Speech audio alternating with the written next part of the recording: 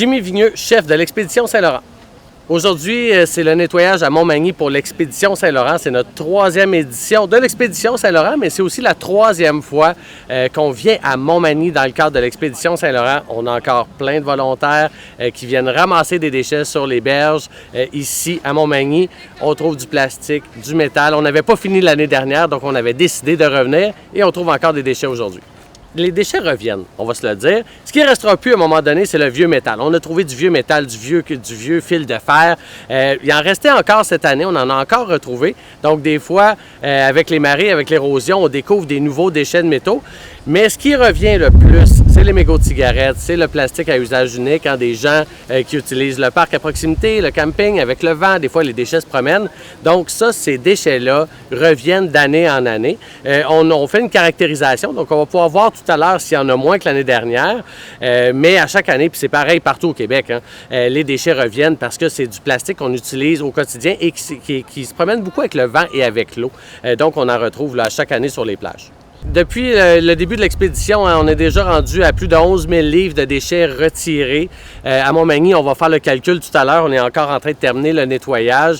Donc, ce qu'on voit, comme je disais tout à l'heure, il y a encore des déchets de plastique, beaucoup de mégots de cigarettes. C'est le déchet qu'on retrouve le plus en nombre, pas en poids nécessairement. Mais, bien sûr, on voit une amélioration. Il y a moins de métal que l'année dernière parce qu'on l'a retiré. Mais le plastique est encore présent dans toutes les villes où on est allé. C'est vraiment le plastique à usage unique qu'on retrouve le plus, les emballages de fast-food, emballages alimentaires, la pellicule de plastique, c'est les déchets là, qui est le plus présent en nombre sur nos plages. On collabore avec les municipalités dans le sens qu'on se fait un itinéraire, donc on choisit nos municipalités en fonction des régions parce qu'on veut visiter le plus de régions possible, on veut mobiliser le plus de gens possible. Montmagny, ça fait la 3e fois, c'est la seule ville qu'on revient à chaque année. C'est intéressant pour nous pour 2 raisons en fait. On a une extrêmement belle collaboration avec la ville de Montmagny, avec la mairesse Gabrielle qui nous accueille toujours très, très chaleureusement et ça nous permet aussi de voir pendant 3 ans l'évolution des déchets. Est-ce qu'il y en a plus? Est-ce qu'il y en a moins? Donc, avec toutes nos caractérisations, donc notre façon de calculer les différents types de déchets, ça nous donne vraiment un échantillon scientifique très intéressant. La mission Milton, c'est un projet qu'on a fondé en 2018. C'est un mouvement citoyen. On veut mettre les citoyens en action pour qu'ils se mettent à ramasser des déchets sur le bord des berges pour protéger nos cours d'eau. Mais on veut aussi et surtout inciter les citoyens à réduire la quantité de plastique à usage unique qu'on utilise. Parce que si le déchet qu'on ne produit pas, là, c'est ça la solution. Il faut en produire le moins possible, donc en consommer le moins possible, parce que les déchets qu'on retrouve sur nos plages, ce n'est pas toujours des gens qui ne font pas attention et qui les laissent là.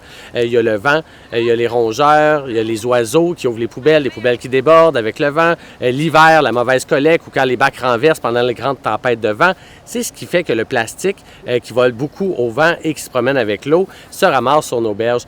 Donc la mission Milton, c'est vraiment de mobiliser le plus de gens possible à se mettre en action et à demander à nos élus aussi des règlements audacieux pour favoriser justement la réduction, parce que la solution ne repose pas simplement sur le dos des citoyens, il faut qu'il y ait des réglementations.